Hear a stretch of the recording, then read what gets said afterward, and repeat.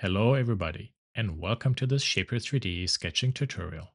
My name is Claas Kuhnen, and I'm an industrial design faculty at Wayne State University and run my own design consultancy, Studio Kuhnen, with national and international clients.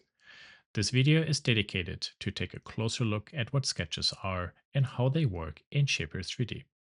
Through various chapters, we will learn about how to create and edit sketches, create geometry from sketches, different methods to detail your design through sketches, and how adjustments to your sketches will drive your design with the history based parametric modeling system in Shaper 3D.